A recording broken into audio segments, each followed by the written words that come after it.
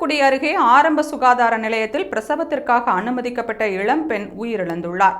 தூத்துக்குடி மாவட்டம் புதுக்கோட்டை அருகே உள்ள சிறுபாடு கிராமத்தைச் சேர்ந்த ஜாகிரா என்ற இளம்பெண் இரண்டாவது கர்ப்பம் தரித்துள்ளார். புதுக்கோட்டையில் உள்ள ஆரம்ப சுகாதார நிலையத்தில் ஜாகிரா சிகிச்சை பெற்று வந்துள்ளார். இந்நிலையில் இன்று காலை 6 மணிக்கு ஜாகிராவிற்கு பிரசவ வலி ஏற்பட்டதை அடுத்து புதுக்கோட்டை ஆரம்ப சுகாதார நிலையத்தில் அவர் அனுமதிக்கப்பட்டுள்ளார்.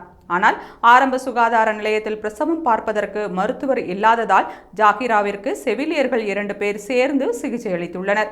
அப்போது ஜாகிராவின் பனிக்குடம் உடைந்து விட்டதாக கூறி மேல் சிகிச்சைக்காக தூத்துக்குடி அரசு மருத்துவமனைக்கு கொண்டு சென்றால் தான் காப்பாற்ற முடியும் என்று கூறி அங்கிருந்து அனுப்பியுள்ளனர்.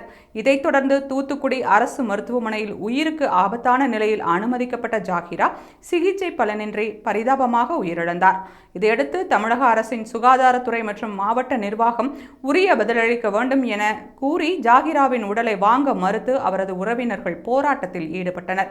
ஆரம்ப சுகாதார நிலையங்களில் மருத்துவர்கள் இல்லாததால் செவிலியர்கள் சிகிச்சை செய்ததுதான் காரணமாக கர்ப்பிணி பெண் மற்றும் கரு உயிரிழந்த சம்பவம் அப்பகுதியில் அதிர்ச்சியை ஏற்படுத்தியுள்ளது.